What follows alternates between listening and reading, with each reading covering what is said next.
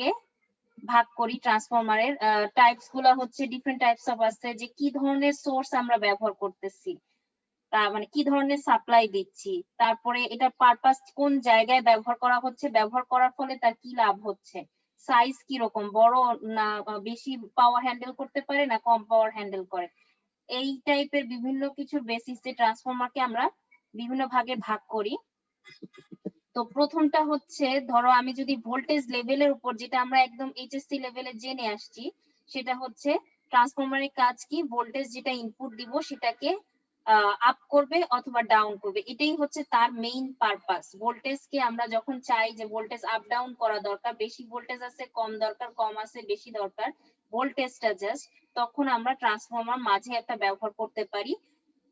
তো এইটার উপর বেসিস করে ট্রান্সফরমারকে দুই ভাগে ভাগ করা হয়েছে, স্টেপ আপ এবং স্টেপ ডাউন ট্রান্সফরমার।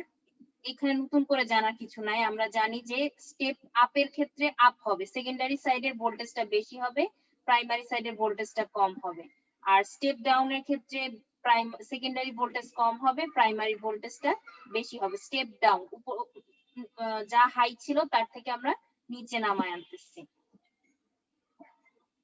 আচ্ছা, এরপরে কি পাওয়ার সিস্টেমের কোথায় আমরা ইউজ করি তার উপর বেসিস করে আমরা ট্রান্সফরমারকে বিভিন্নভাবে ব্যবহার করি। পাওয়ার সিস্টেমটা মানে কি, এই যে জেনারেটর থেকে লোড পর্যন্ত যে সিস্টেম, এটাকে আমরা পাওয়ার সিস্টেম বলি। এটা ছোট হতে পারে বড় হতে পারে। জেনারেটর মানে কি, পাওয়ার প্ল্যান্টে আমরা যে পাওয়ার জেনারেট করতেছি বিভিন্ন উপায়ে, কখনো গ্যাস কোল থেকে আমরা হিটে কনভার্ট করতেছি, সেখান থেকে ইলেকট্রিসিটি পাচ্ছি, অথবা উইন্ড পাওয়ার প্ল্যান্ট যদি হয় সেখানে আমরা বাতাস থেকে ইলেকট্রিসিটি জেনারেট করতেছি, অথবা ওয়াটার বেস যেটা কাপ্তাই আছে জলবিদ্যুৎ, সেখান থেকে আমরা ওয়াটার থেকে মেকানিক্যাল পাচ্ছি, মেকানিক্যাল থেকে ইলেকট্রিসিটিতে কনভার্ট করতেছি, অথবা আমাদের সোলার আছে, সোলার এনার্জি সিস্টেম আছে যেখানে আমরা পাওয়ার পাচ্ছি হচ্ছে লাইট থেকে আমরা ডিরেক্ট ইলেকট্রিসিটি পাচ্ছি। এই যে বিভিন্ন জেনারেটিং মেথড, এই জেনারেটর সাইড থেকে শুরু করে লোডে পর্যন্ত আসা এবং আমরা কনজিউম করা, এই পুরো সিস্টেমটাকে আমরা বলি পাওয়ার সিস্টেম। এটা করে সিম্পল হতে পারে, যেমন একটা সোলার সিস্টেম, যদি একটা বাসায় সোলার এনার্জি সোলার সেল আছে বা সোলার প্যানেল গুলো আছে, সেখান থেকে ওই বাসাকে আমরা সাপ্লাই দিই, তাহলে ওটা খুব ছোট একটা সিস্টেম। আবার একটা বড়, যেখানে বড় একটা পাওয়ার প্ল্যান্ট লাইক আমাদের যেটা রূপপুরে হবে বা হচ্ছে নিউক্লিয়ার পাওয়ার প্ল্যান্ট, এই বিশাল একটা পাওয়ার প্ল্যান্ট কিন্তু একটা বড় এরিয়াকে সাপ্লাই দিবে, তো ওই সিস্টেমটা হবে অনেক বড়, ওই পাওয়ার সিস্টেমটা অনেক বড় হবে।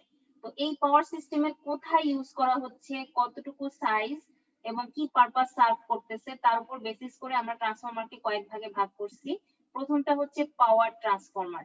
এই পাওয়ার ট্রান্সফরমারটা হচ্ছে সবচেয়ে প্রথমে থাকে জেনারেটর সাইডে, জেনারেশনের পর যে ট্রান্সফরমারটা ইউজ করি তাকে আমরা পাওয়ার ট্রান্সফরমার বলি, কারণ এই জেনারেটর কিন্তু একসাথে অনেকটা এলাকায় সাপ্লাই দেয়। যেমন আশুগঞ্জে পাওয়ার প্ল্যান্টের যে আমাদের জেনারেশন হয়, যেটা তার কাজ হলো অনেকগুলা এলাকায় অনেকগুলা জেলাতে সাপ্লাই দেওয়া, উত্তরের দিকে মানে সিলেটের দিকে যাচ্ছে, ঢাকার দিকে আসতেছে, কয়েকটা জায়গায় কিন্তু সাপ্লাই দিচ্ছে বড় বড় এরিয়াকে।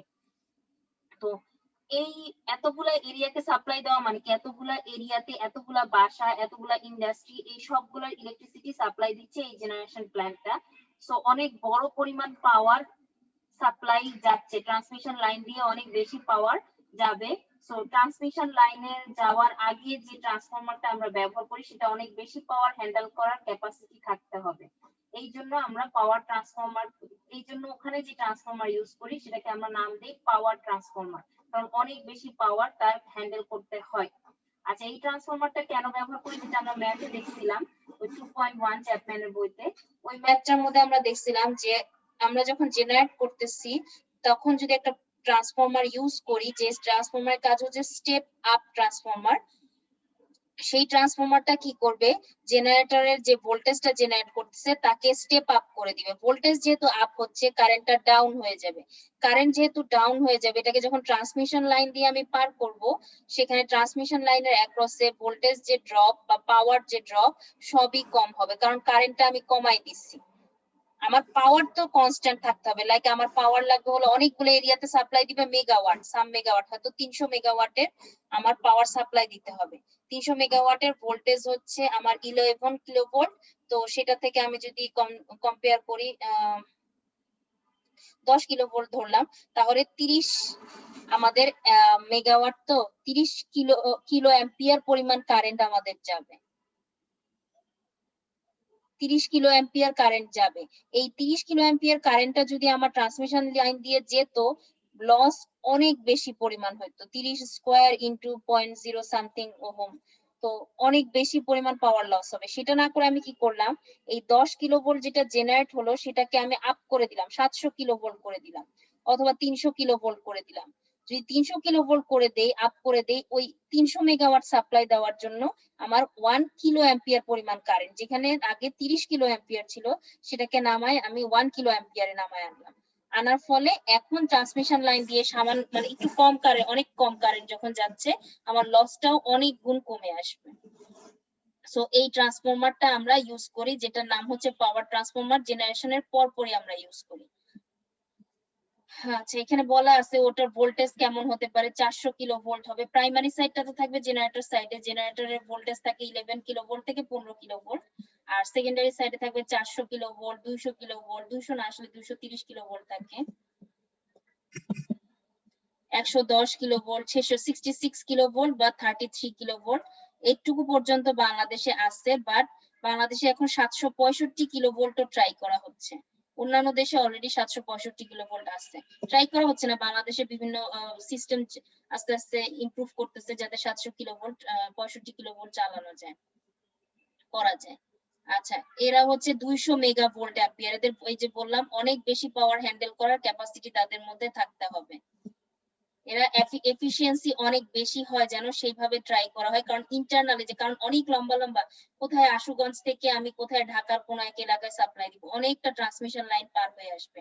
সো এই ট্রান্সমিশন লাইনের লস যদি অনেক বেশি হয়ে যায়, তাহলে কিন্তু আমাদের লোড পর্যন্ত আসতে আসতে আমাদের লোড কিছুই পাবে না।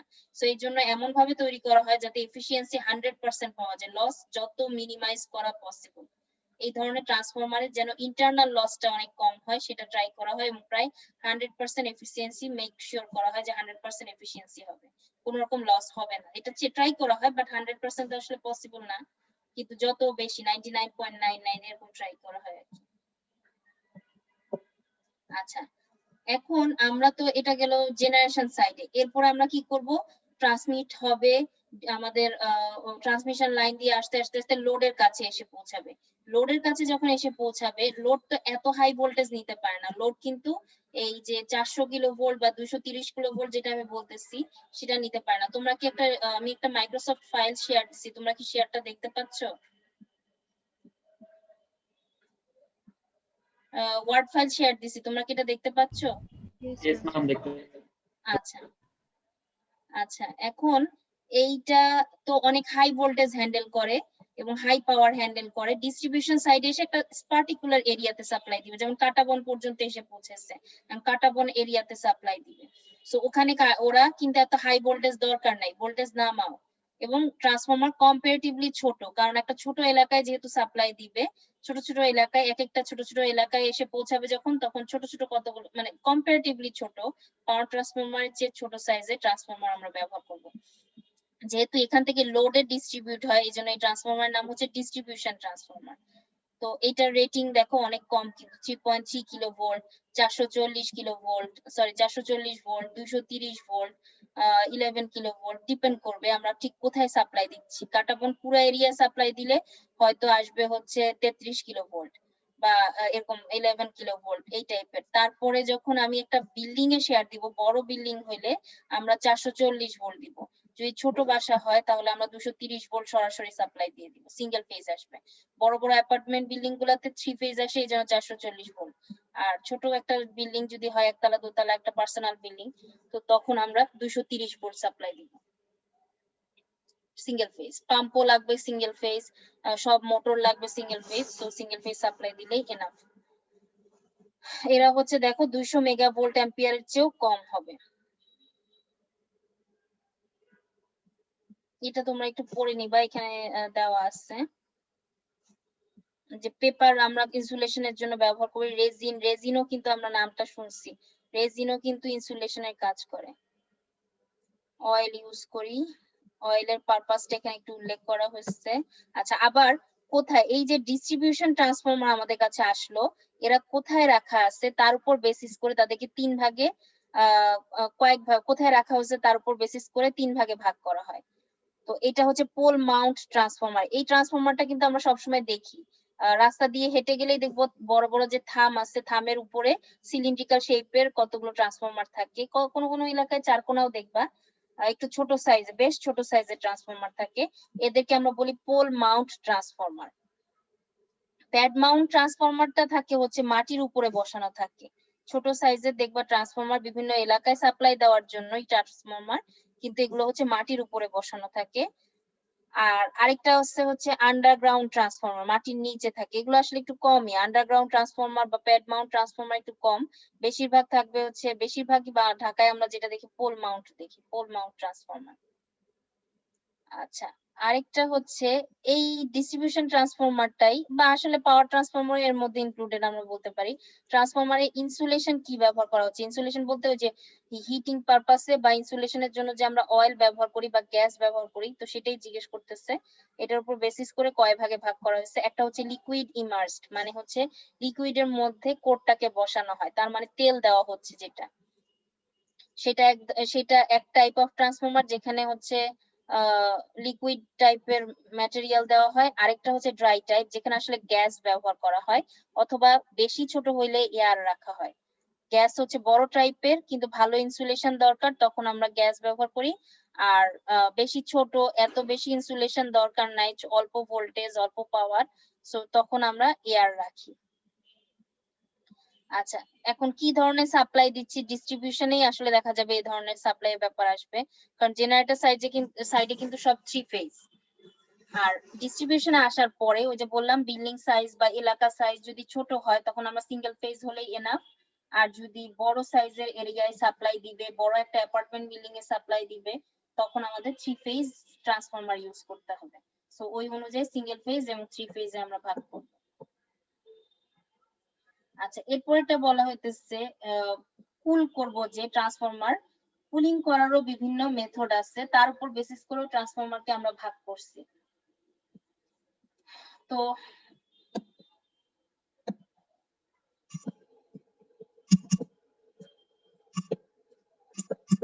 ভাগ করছি যে আমরা বিভিন্ন টাইপের মধ্যে, তো এই টাইপের মেথড গুলাকে আমরা বলি, মেথড না, আমরা বিভিন্ন টাইপে ভাগ করছি। তো কিভাবে কুলিং কাকে করা হয়? আসলে এই যে ভিতরে যে অয়েল থাকবে বা গ্যাসটা থাকবে, এটা তো গরম হয়ে যাচ্ছে, হিট নিচ্ছে নিচ্ছে নিচ্ছে, এটা দিয়ে আমরা চেষ্টা করতেছি ঠান্ডা রাখতে আমাদের ভিতরটাকে। তারপরে তারও তো একটা ক্যাপাসিটি আছে, সে যে বারবার গরম হয়ে যাচ্ছে সেটাকেও আমার আলাদা করে ঠান্ডা করা লাগবে। এই যে ঠান্ডা করতেছি, কি কি মেথডে ঠান্ডা করছি তার উপর বেসিস করে ট্রান্সফরমার কি টাইপ সেটা বলা হয়। এই যে আমি কথাগুলো বললাম, এগুলা কিন্তু সব ট্রান্সফরমারের গায়ে লেখা থাকবে। একটা ট্রান্সফরমার তুমি যখন বাজার থেকে কিনে আনবা, তার গায়ে রেটিং থাকবে। কি রেটিং? তার প্রাইমারিতে কত ভোল্টেজ, সেকেন্ডারিতে কত ভোল্টেজ, সে কি পরিমাণ পাওয়ার হ্যান্ডেল করতে পারে, এই যে 200 এমভিএ না কত, সেটা লেখা থাকবে। তারপরে হচ্ছে কি টাইপ ট্রান্সফরমার সেটা বলা থাকবে। তার মধ্যে কি ধরনের এই যে লিকুইড টাইপের নাকি ড্রাই টাইপ ট্রান্সফরমার, এই কথাটা উল্লেখ থাকবে। সিঙ্গেল ফেজ না 3 ফেজ, এই কথাটা উল্লেখ থাকবে। তারপরে এই যে কুলিং মেথডটা কি সেটা বাইরেই উল্লেখ করা থাকবে। কুলিং মেথড যে কি ধরনের কুলিং মেথড ব্যবহার করা হচ্ছে সেটা বাইরে উল্লেখ করা থাকবে। তো কুলিং মেথড গুলো একটু আমি এখন ডিসকাস করি।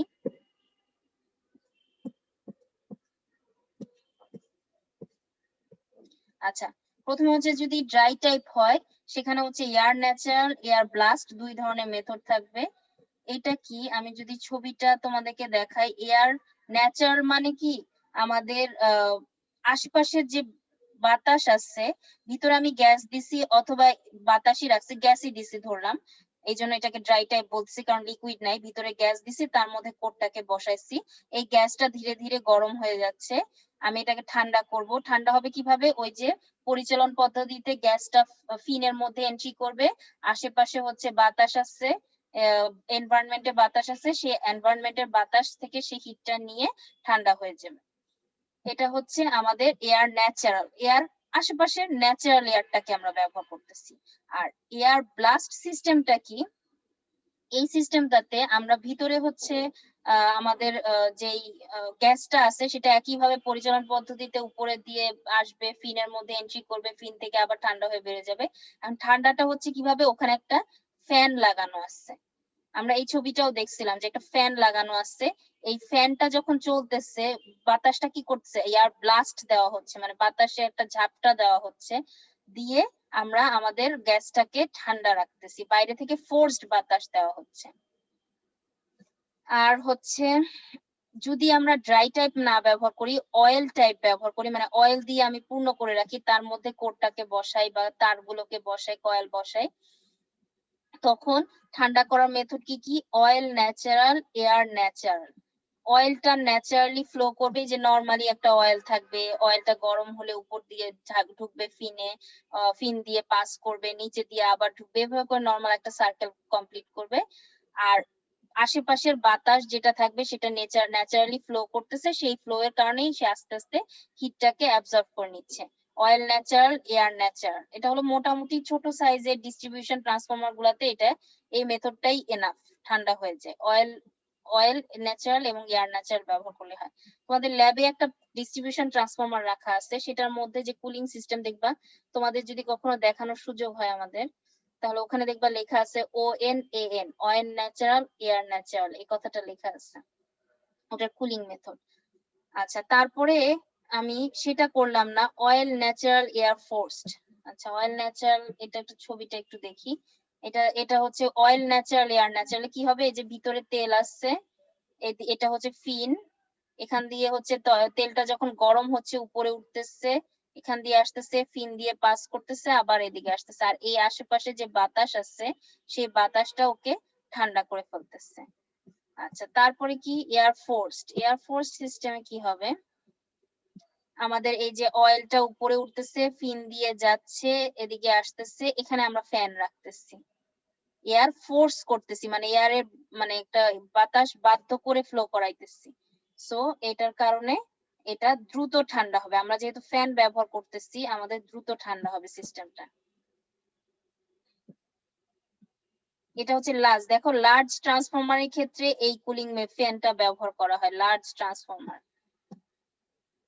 আর তোমার যদি আরো বড় ট্রান্সফরমার হয়, আরো বেশি হিটেড হওয়ার প্রবাবিলিটি থাকে, তখন আরেকটা মেথড আমরা ইউজ করি, সেটা হচ্ছে oil forced, air forced, sorry আরেকটা, অয়েল ন্যাচারাল, এয়ার ফোর্সড, এটা হচ্ছে এয়ার ফোর্সড, আর এটা হচ্ছে অয়েল ফোর্সড, এয়ার ফোর্সড।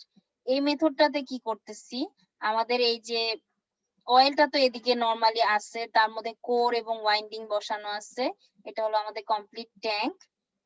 অয়েলটা গরম হয়ে যখন ফ্লো করতেছে, এদিক দিয়ে যাচ্ছে, এখানে আমরা ফ্যান রাখতেছি ঠান্ডা করার জন্য, অয়েলটা এদিকে আসার পরে আমি পাম্প করে ওকে ফোর্স করতেছি, তখন কি হবে, খুব দ্রুত পাম্প ব্যবহার করার ফলে কি হবে, এমনি নরমালি অয়েল ফ্লো করতেছে যে স্পিডে, আমি যখন পাম্প দিচ্ছি তখন কিন্তু অয়েল ফ্লো করার স্পিডটা বেড়ে যাবে, তাহলে দ্রুত অয়েল পাস করবে এবং দ্রুত ঠান্ডা হবে। আমি ফোর্স করতেছি যে না, আস্তে আস্তে পরিচালন দরকার নেই, এক্ষুনি যাও, এদিকে ঠান্ডা হয়ে আবার ফোর্স করে ওকে ব্যাক করানো, ওকে ফোর্স করে ব্যাক করানো মানে অন্য একটা স্টেপ, অন্য উপরের কিছু অয়েল এদিক দিয়ে বের হয়ে যাওয়া, এটা হলো ফোর্স করা। অয়েলটাকে ফোর্স করতেছি, তাহলে কাজটা আরো ফাস্টার হবে। যখন বেশি গরম হয়ে যায়, কখন বেশি গরম হয়, যখন মেশিনটা বেশি বড় হবে, তখন তাড়াতাড়ি গরম হতে থাকবে, সো তখন আমরা এই ধরনের মেথড ব্যবহার করব। আরো ইমপ্রুভড মেথড হচ্ছে যেটা আরো এক্সপেন্সিভ, আরো ইমপ্রুভড এবং আরো ফাস্টার কাজ করবে, আরো বেটার কাজ করবে, যখন বেশি বড় ট্রান্সফরমার তখন আমরা এটা ব্যবহার করব। দেখো, this type of cooling is used in very large transformers having rating of several hundreds MVA, অনেক হাই MVA ইউজ করলে আমরা এই ধরনের ট্রান্সফরমার ইউজ করব, মানে এমপিএ হ্যান্ডেল করতে হলে। তো এখানে ট্রান্সফরমারের ক্ষেত্রে দেখো, আমাদের অয়েলটা ফ্লো করবে, অয়েল এই পাইপ গুলো দিয়ে এভাবে করে ব্যাক করে এদিক দিয়ে আসবে, অয়েলটাকে আমি পাম্প করছি, সো অয়েল ফাস্টার যাচ্ছে, এবং যেই এই যে অয়েলের যে লম্বা পাইপটা আমি দিলাম, এই পাইপটা বসায় রাখবো এরকম আরেকটা ট্যাঙ্কের ভিতরে, যেখান দিয়ে ঠান্ডা পানি আসবে, ঠান্ডা পানি আসবে, এই পাইপের পাশ দিয়ে ফ্লো করে যাবে, সাথে সাথে অয়েল থেকে হিটটাকে সে অ্যাবজর্ব করে নিবে, ওয়াটারটা বের হয়ে যাবে। ওয়াটারটা হচ্ছে হিট অ্যাবজর্ব করবে, আর অয়েলটা হচ্ছে ঠান্ডা হবে, হয়ে এদিক দিয়ে পাস করে যাবে। ফাস্টার কাজ হবে আর কি এটা। আচ্ছা, সিঙ্গেল ট্রান্সফরমার ওই যে সাপ্লাই এর উপর বেসিস করে তো বলছিলাম, এখানে লেখা আছে যে সাপ্লাই এর উপর বেসিস করে ট্রান্সফরমারকে দুই ভাগে ভাগ করছি, সিঙ্গেল ফেজ ট্রান্সফরমার এবং 3 phase transformer. So single phase supply যদি চলে সিঙ্গেল ফেজ সাপ্লাই এ, তাহলে সিঙ্গেল ফেজ ট্রান্সফরমার যদি 3 ফেজে চলে 3 ফেজ ট্রান্সফরমার। সাধারণত আমাদের ট্রান্সফরমার যেগুলো ছোট সাইজের হয় সেগুলো অল্প পাওয়ার হ্যান্ডেল করতে হয়, সেগুলো হচ্ছে সিঙ্গেল ফেজ। আর যেগুলো বড় পাওয়ার হ্যান্ডেল করা লাগে, ইলেকট্রিক পাওয়ার যেখানে জেনারেট হয় সেই সাইডে আমরা একটা 3 ফেজ ট্রান্সফরমার বসাই। ট্রান্সমিশনের কোন জায়গায় যদি আমাদের আপ ডাউন করা লাগে, কয়েক দফা আপ ডাউন করা লাগছে, তখন আমরা ব্যবহার করব 3 ফেজ ট্রান্সফরমার। আর ডিস্ট্রিবিউশন সাইডে সাধারণত ইন্ডাস্ট্রিতে আমরা যে ট্রান্সফরমার ইউজ করি বা ইন্ডাস্ট্রিতে পাওয়ার অনেক বেশি লাগে, ইন্ডাস্ট্রিতে আমরা ট্রান্সফরমার যেটা ব্যবহার করব সেটা 3 ফেজ হয়। আবার বড় বড় বিল্ডিং, খুব বড় বিল্ডিং এও বড় সাইজের অনেক বিঘার উপরে বসানো হয়তো কোনো অ্যাপার্টমেন্ট বিল্ডিং, তো তখনও আমরা এরকম 3 ফেজ ট্রান্সফরমার ইউজ করি।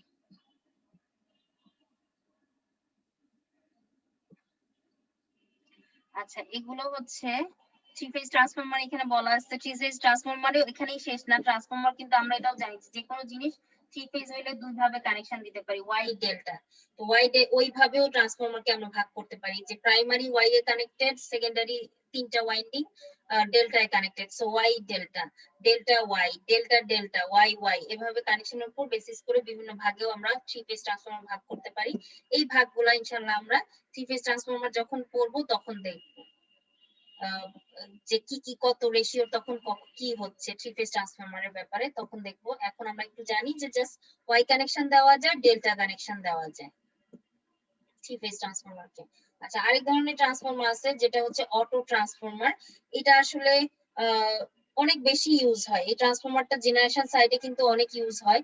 কারণটা হবে কি, আমরা জেনারেট করতেছি, বলতেছি জেনারেট করতেছি 11 কেভি, তো সেই অনুযায়ী আমি একটা ট্রান্সফরমার বসাইছি, বা ডিস্ট্রিবিউশনেও আমি ধরে নিচ্ছি আমার কাছে আসতেছে 765 কেভি, যেটাকে আমি 33 কেভিতে নামায় আনবো ডিস্ট্রিবিউশন ট্রান্সফরমার দিয়ে।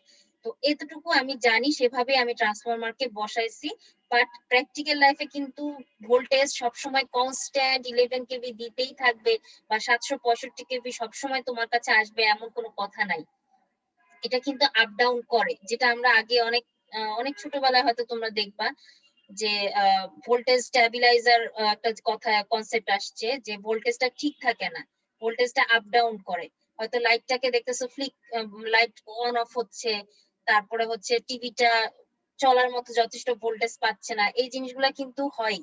যে প্র্যাকটিক্যাল লাইফে আমরা ভেবে নিচ্ছি যে, সরি, আইডিয়ালি ধরে নিচ্ছি ভোল্টেজ আমার কাছে 100% আসবে, কিন্তু প্র্যাকটিক্যালি যেটা হয় ভোল্টেজ ইন্টারনালি অনেক ড্রপ হয়, লোড যদি বেড়ে যায় সেটার একটা এফেক্ট পড়বে, হঠাৎ লোড বেড়ে গেল, অথবা জেনারেশন সাইডে কোনো একটা এফেক্টের জন্য মেকানিক্যাল হয়তো এনার্জি যেটা দিচ্ছি সেটা কোনোভাবে এফেক্টেড হচ্ছে, কোনো না কোনো ভাবে আমার ভোল্টেজ যতটুকু রিকোয়ারমেন্ট বা চাওয়া সেটা পাচ্ছি না। সেই ভোল্টেজ যদি না পাই, 765 জায়গায় যদি আমি 700 কিলো ভোল্ট পাই, আমি কিন্তু সেকেন্ডারি সাইডে 33 কিলো ভোল্ট পাবো না, আমি আরো কম ভোল্টেজ পাবো। তো সেই ক্ষেত্রে আমরা আসলে অটো ট্রান্সফরমার ইউজ করি এমন এমন কেস গুলাতে, যদি আমাদের কোনো অ্যাডজাস্টমেন্টের দরকার হয়, সামান্য ভোল্টেজ আপ ডাউন করার, মানে যেটা একটু কমে যাচ্ছে, যে 765 থেকে একটু কমে যাচ্ছে, এই আপ ডাউন করা দরকার, অথবা 33 কিলো ভোল্ট দরকার 30-এ নেমে আসতেছে, 3 কিলো ভোল্টের আপ ডাউন করা দরকার, তখন একটা একটা বড় ট্রান্সফরমার ইউজ না করে জাস্ট সামান্য যে ভোল্টেজ আপ ডাউন হয়ে যাচ্ছে সেটাকে আবার রিঅ্যাডজাস্ট করার জন্য আমরা এক ধরনের ট্রান্সফরমার ইউজ করি, যেটাকে আমরা অটো ট্রান্সফরমার বলি। এটা সম্পর্কেও ডিটেলস একটা ক্লাসে আমরা পড়বো। ট্রান্সফরমার মোটামুটি গুছায় উঠতে পারলে ট্রান্সফরমারের লাস্টে দিয়ে গিয়ে আমরা অটো ট্রান্সফরমারের একটা ক্লাস পড়বো, যে কিভাবে কনস্ট্রাকশন, কারণ এটা কিন্তু থাকে ডিস্ট্রিবিউশন সাইডে এরকম অটো ট্রান্সফরমার থাকবে, জেনারেশন সাইডে অটো ট্রান্সফরমার থাকে। তো এইটা আমরা তোমাদের ল্যাবে যেটা দেখানোর কথা, ট্রান্সফরমার অটো একটা মেইন একটা বড় ডিস্ট্রিবিউশন ট্রান্সফরমার দেখানোর কথা, যেটা একটু আগে বললাম, যার কুলিং সিস্টেম হচ্ছে অয়েল ন্যাচারাল, এয়ার ন্যাচারাল, ওখানেও এরকম অটো ট্রান্সফরমার সিস্টেমটা আছে, একটু সামান্য ভোল্টেজ আপ ডাউন করা যায়, সুইচিং করে আপ ডাউন করা যায়। আচ্ছা, এখন আরেকটা জিনিস আছে, আরেক ধরনের ট্রান্সফরমার ভাগে ভাগ করা হয়, সেটা কিসের বেসিসে, কি কি মেজার করতেছে, তারপর মানে ট্রান্সফরমারটা কি আমরা মেজারিং পারপাসে ব্যবহার করি, কোনো কিছু মেজার করার জন্য। কি মেজার করি? ইলেকট্রিক্যাল সিস্টেম যেহেতু মেজার করব কারেন্ট আর ভোল্টেজ, এই কারেন্ট ভোল্টেজ মেজার করার জন্য আমরা ট্রান্সফরমার ব্যবহার করি। এই জন্য তোমরা দেখবা যে যে কোনো জায়গায়, যে কোনো ইন্ডাস্ট্রিতে বলো অথবা যে কোনো সাবস্টেশনে বলো বা পাওয়ার প্ল্যান্টে বলো, কারেন্ট ভোল্টেজ মেজার করার একটা একটা একটা প্যানেলই থাকে কারেন্ট ভোল্টেজ মেজার করার জন্য। এই প্যানেলটাতে আমরা যে একটা ট্রান্সফরমার দিয়ে এই মেজারমেন্টটা আমরা করি। একটা না, যেহেতু কারেন্ট মাপার জন্য এক ধরনের ট্রান্সফরমার, ভোল্টেজ মাপার জন্য আরেক ধরনের ট্রান্সফরমার ইউজ করি, করেই আমরা মেজার করি। এর জন্য এটাকে আমরা বলি কারেন্ট ট্রান্সফরমার। যেহেতু কারেন্ট মেজার করি, যেহেতু ভোল্টেজ মাপি, সেজন্য এটাকে আমরা বলি পটেনশিয়াল ট্রান্সফরমার। তো এই ট্রান্সফরমার কেন ব্যবহার করবো? আমরা তো ছোটবেলা থেকেই জানি যে আমরা মাল্টিমিটার ইউজ করতে পারি। 1 থেকে তোমরা শিখে আসছো, বা আরো আগে হয়তো এইচএসসি লেভেলে আমরা ল্যাবে শিখে আসছি যে কারেন্ট মাপবো মাল্টিমিটার ইউজ করো, ভোল্টেজ মাপবো মাল্টিমিটার ইউজ করো, অথবা মাপার জন্য শুধু মাল্টিমিটার না, আমাদের মিটারও আছে, অ্যামিটার ভোল্ট মিটারও আছে। সো ওইটা বাদ দিয়ে ট্রান্সফরমারের কনসেপ্টটা আনা লাগতেছে কেন? ট্রান্সফরমারের কনসেপ্ট আনা লাগতেছে কারণ এক একটা পাওয়ার সিস্টেমে এত বেশি পরিমাণ কারেন্ট ফ্লো করে। যেমন আমি যদি একটা পিসিতে, একটা কম্পিউটারের ভিতরে যে ট্রান্সফরমার আছে সেটার ভোল্টেজ কারেন্ট যদি মাপতে যাই, এটা আমার জন্য কোনো ব্যাপার না, একটা সিম্পল মাল্টিমিটার এনাফ। 120 টাকা থেকে 300 টাকার মধ্যে যে মাল্টিমিটার পাওয়া যায় সেটাই এনাফ ভোল্টেজ বা কারেন্টটা মাপার জন্য। কিন্তু আমি যদি একটা পাওয়ার সিস্টেমে যে 300-400 মেগাওয়াট মেগা ভোল্ট অ্যাম্পিয়ার অথবা আরো বেশি মেগা ভোল্ট অ্যাম্পিয়ার হ্যান্ডেল করে, 1 গিগা পর্যন্ত আমার পাওয়ার হ্যান্ডেল করতেছে এমন একটা ট্রান্সফরমার, এমন একটা সিস্টেমের কারেন্ট আমি মাপতে যাই, এমন একটা সিস্টেমের ভোল্টেজ মাপতে যাই, ভোল্টেজ হবে কত কত kilovolt, 700 kilovolt, 750 kilovolt, আর কারেন্ট সেখানে হচ্ছে এরকম kilo kilo 500 400 500 kilo ampere.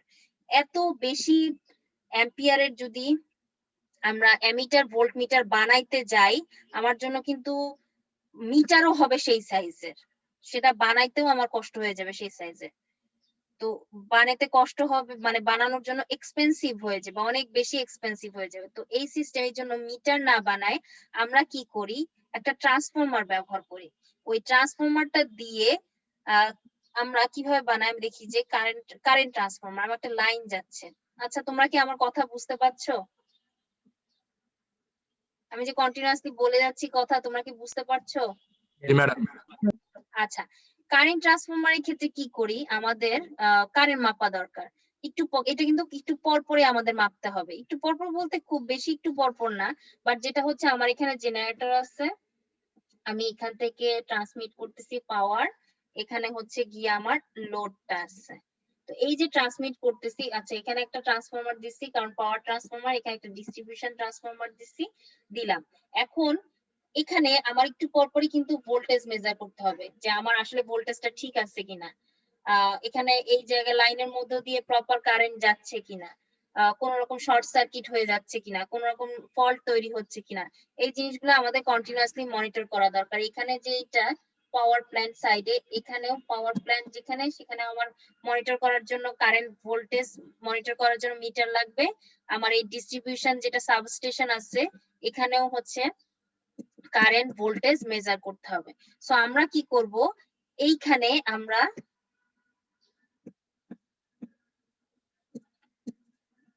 Ammeter voltmeter বসাবো। অ্যামিটার ভোল্টমিটার কিভাবে বানাই?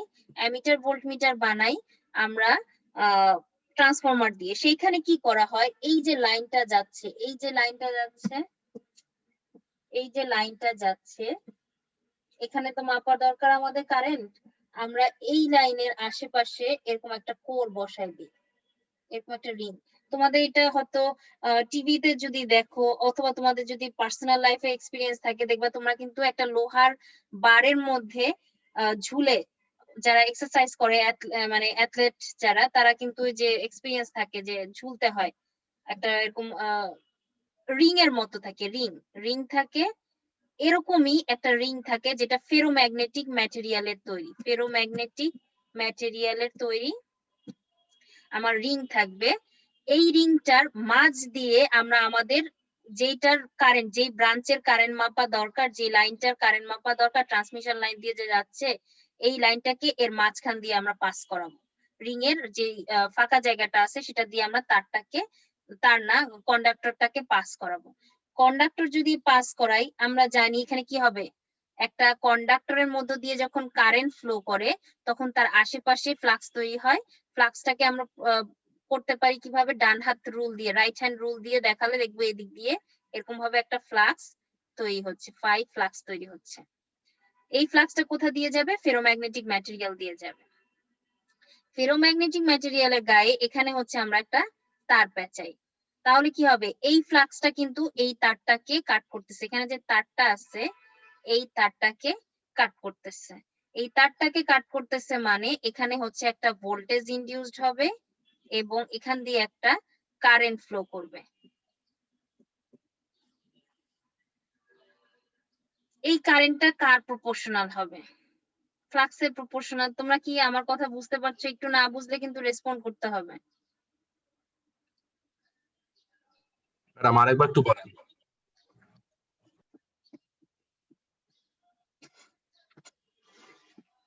আমাদের কাছে একটা জেনারেটর আছে, তারপরে হচ্ছে এখানে একটা ট্রান্সফরমার আসতেছে, এটাকে আমি ওয়াইন্ডিং এভাবে করে রিপ্রেজেন্ট করতেছি।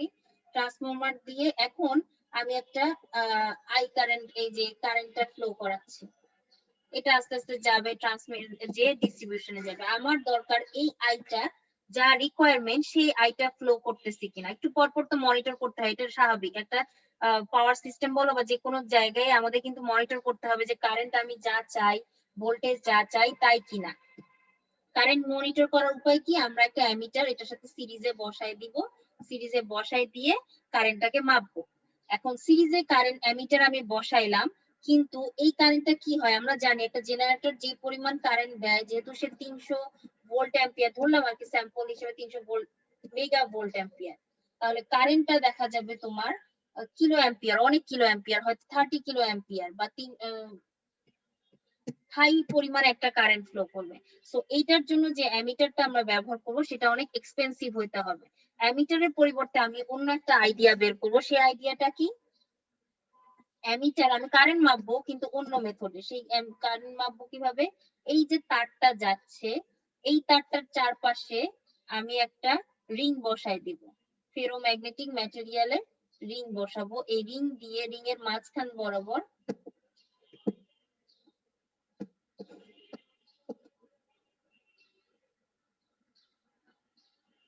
এটার মধ্য দিয়ে আমার তারটা যাবে। এটার মধ্য দিয়ে যখন তারটা যাবে, তারের মধ্যে কি আছে, একটা কারেন্ট আছে, এই যে 30 কিলো অ্যাম্পিয়ার যে কারেন্টটা বললাম সেটাই তার দিয়ে যাচ্ছে।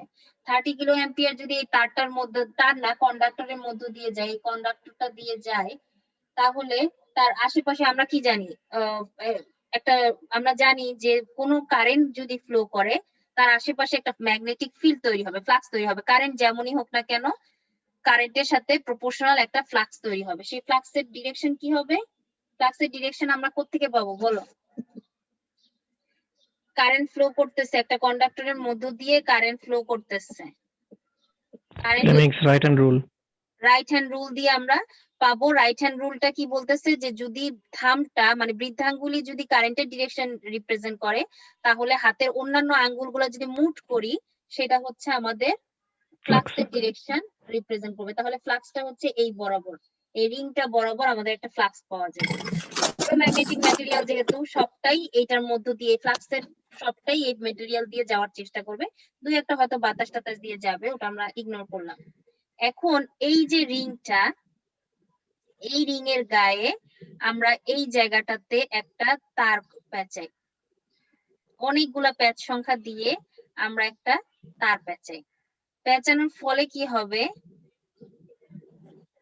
এখান দিয়ে তো আমার কারেন্টটা যাচ্ছে, ফ্লাক্স তৈরি হচ্ছে, ফ্লাক্সটা কাট করতেছে এই তারটা দিয়ে, ফ্লাক্সটা কাট করতেছে এই তারটা দিয়ে, তাহলে এখানে কি হবে, একটা ভোল্টেজ ইনডিউসড হবে না, ভোল্টেজ ইনডিউসড হবে না। হ্যালো, আচ্ছা তোমরা যে কে কথা বলতেছো এটা অফ করে দাও, মিউট করে দাও। আচ্ছা এখন আমি ভোল্টেজ ইনডিউসড হবে, ভোল্টেজ ইনডিউসড হলে এখানে একটা আই আইও ইনডিউসড হবে বা আই ফ্লো করবে। এটাকে আমি যদি এভাবে করে শর্ট করে দেই, এখান দিয়ে একটা কারেন্ট ফ্লো করবে। এখন আমি যদি এখানে একটা প্যাচ সংখ্যা দেই, এখানে যদি 1000টা প্যাচ সংখ্যা দেই, তাহলে কি হবে বলতো? এখানে যদি ধরলাম 100 কিলো অ্যাম্পিয়ার যাচ্ছে, 100 ইন্টু 1000 অ্যাম্পিয়ার যাচ্ছে, 100 আমি 30-এর জায়গায় ভাবি, আচ্ছা 30ই ভাবতে পারি, সমস্যা নাই, 30ই ভাবলাম। 30 কিলো অ্যাম্পিয়ার যাচ্ছিল মাঝের এই তারটা দিয়ে, এটা দিয়ে 30 কিলো অ্যাম্পিয়ার যাচ্ছে, যেটাকে আমরা 30 ইন্টু 1000 অ্যাম্পিয়ার বলতে পারি। এখানে কিন্তু একটা ট্রান্সফরমার অ্যাকশন হইলো। প্রাইমারি হচ্ছে এই তারটা হচ্ছে প্রাইমারি, আর এখানে যে পেঁচাইলাম এটা কিন্তু আমার সেকেন্ডারি, ঠিক না? Yes, ma'am. আচ্ছা, সেকেন্ডারিতে যেই কারেন্টটা তৈরি হবে, প্রাইমারিতে যদি কারেন্ট 30,000 হয় এবং 1000 আমি প্যাচ সংখ্যা দেই সেকেন্ডারিতে, কারেন্ট কি হবে? এখানে কিন্তু প্যাচ সংখ্যা বাড়তেছে, 1:1000, তার মানে ভোল্টেজ বাড়বে কিন্তু কারেন্ট কি হবে? কমবে। কারেন্ট কমবে। 30,000 ছিল, সেটা প্রাইমারিতে গিয়ে কি হবে? সরি, সেকেন্ডারিতে যে কি হবে? প্রাইমারিতে 30,000 কারেন্ট, সেকেন্ডারিতে 30, তাই না? 1000 ভাগের 1 ভাগ, কারেন্টটা জি। কমে আসবে, ভোল্টেজটা আপ হচ্ছে, কারেন্টটা ডাউন হবে। সো কারেন্ট 30-এ এসে পৌঁছাবে। সো এই কারেন্টটা এখন আমি যদি এখানে একটা এমিটার বসায় দেই, তাহলে কি পাবো আমরা? 30, এই অ্যামিটারটা 30 অ্যাম্পিয়ার কারেন্ট মেজার করতে পারবে। সো এই অ্যামিটারটা যেহেতু মাত্র 30 অ্যাম্পিয়ার কারেন্ট মাপে, সে এই অ্যামিটার কিন্তু খুব বড় সাইজের না, এই অ্যামিটারটা ছোট সাইজে। তো এমিটারের রিডিং আমরা কি পাইলাম? 30 অ্যাম্পিয়ার। তারপরে আমার জানা মতে এখানে যে ট্রান্সফরমার একটা আমি বানাইলাম, সেটা 1:1000, তার মানে আমার রেজাল্টটা হবে 30,000। আমি এখানে ব্যাক ক্যালকুলেশন করে এটাকে বের করলাম। আমাকে এই অ্যামিটারটাই, যে অ্যামিটার যেটা তারের সাথে পেঁচানো তারের সাথে লাগাইছি, সেই অ্যামিটার বলতেছে 30 অ্যাম্পিয়ার। আমি মনে মনে জানি যে আমি এখান দিয়ে তার প্রাইমারি তারটা যাচ্ছে, আর এখানে আমি প্যাচ সংখ্যা দিছিলাম 1000। সো আমি জানি যে প্রাইমারিতে তাহলে 30,000 পরিমাণ কারেন্ট যাচ্ছে। এভাবে করে আমি মেজার করব। কোন সময় অ্যামিটার যদি বলে 50, আমার 1000 দেওয়া আছে, সো আমার মেইন কারেন্টটা হচ্ছে 50,000। এইভাবে করে আমি মেইন কারেন্টটা মেজার করলাম, কিন্তু আমার অ্যামিটার 50,000-এর জন্য যে অ্যামিটার, সেটা আমার বানানো লাগলো না। আমি 50-এর জন্য অ্যামিটার বানাইলেই আমার এনাফ। বোঝা গেছে কি কিভাবে আমরা এটা কারেন্ট মেজার করতেছি? Yes. আচ্ছা, এভাবে করে এই কারেন্ট মেজার করি। এই জন্য এই ট্রান্সফরমারটার নাম হচ্ছে কারেন্ট ট্রান্সফরমার। এটা সব সাবস্টেশনে তোমরা গেলেই দেখবা কারেন্ট মেজারিং ডিভাইস আছে, সেখানে আমরা এই কারেন্ট ট্রান্সফরমারটা ইউজ করি। এটা করে একেবারে পাওয়ার সিস্টেমের বা যে কোনো মানে পাওয়ার সিস্টেম যে কোনো জায়গায় আমাদের এরকম থাকবে, সুইচ গিয়ার প্রোটেকশন বা এসব পড়তে যেয়ে দেখবা সব সময় এরকম একটা কারেন্ট ট্রান্সফরমার থাকবে, কারণ একটু পর পর আমার কারেন্টটা মেজার করা লাগে। আচ্ছা, এরপরে এই যে ছবিটা এখানে দেওয়া আছে, দেখো মাঝে দিয়ে যাচ্ছে হচ্ছে মেইন কারেন্টটা, যেটা আমাদের আসলেই মাপা দরকার। যে লাইনটা দিয়ে ট্রান্সমিশন লাইনের চারপাশে কোরের গায়ে তারটাকে পেঁচাইছি, পেঁচায় একটা অ্যামিটার লাগাই দিচ্ছি। এখানে অনেক প্যাচ সংখ্যা দিব যাতে কারেন্টটা অনেক গুণ ডাউন হয়ে আসে, সেটা অ্যামিটার দিয়ে সহজে মাপবো। মেপে যেহেতু আমি জানি যে কতটা প্যাচ দিছি, আমি নিজে পেঁচাইছি যেহেতু, সেখান থেকে আমি আন্দাজ ক্যালকুলেট করে বের করতে পারবো এখানে লাইনের কারেন্ট কত। সো লাইনের কারেন্ট আমি যদি মেজার করার পর দেখি বেশি কম কারেন্ট, মানে খুব কম কারেন্ট যাচ্ছে, বুঝবো যে সমস্যা কোথাও আছে। খুব হাই কারেন্ট যাচ্ছে, তাহলেও বুঝবো কোনো একটা সমস্যা আছে। সেই অনুযায়ী আমি সলভ করব প্রবলেম।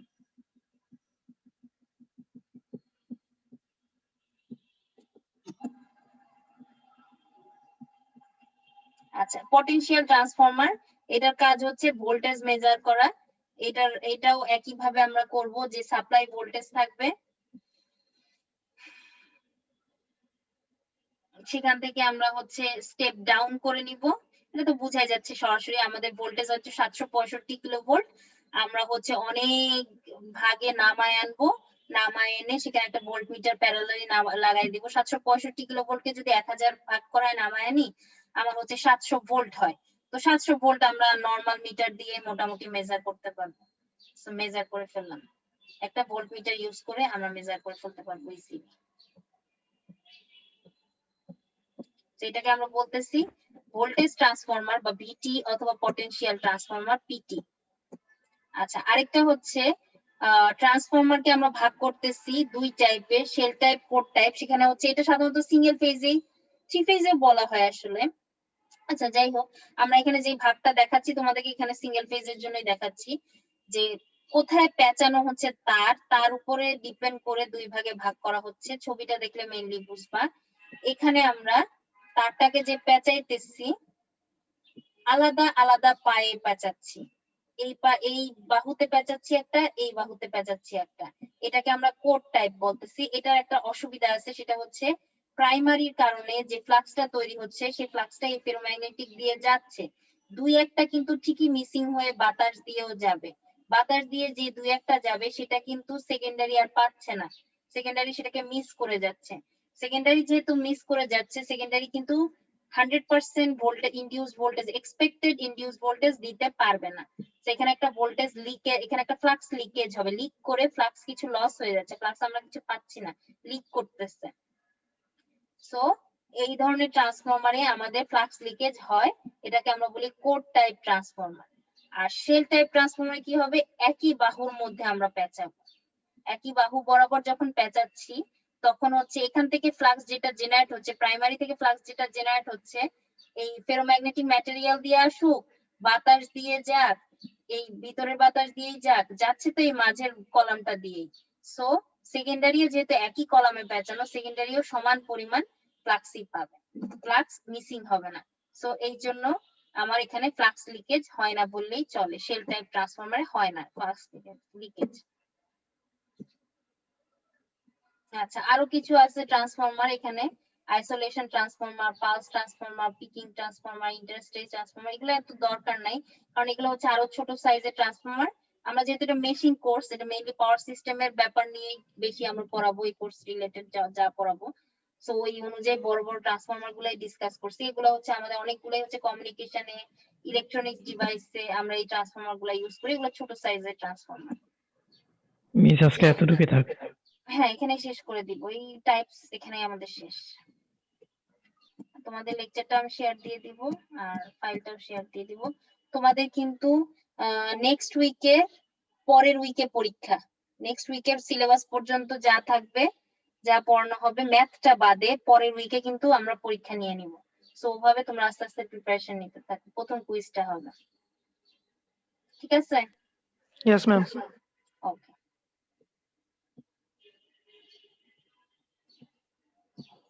আচ্ছা, আল্লাহ হাফেজ, আজকের মতো শেষ। আসসালামু আলাইকুম ম্যাম। ম্যাম আসসালামু আলাইকুম। ওয়ালাইকুম আসসালাম।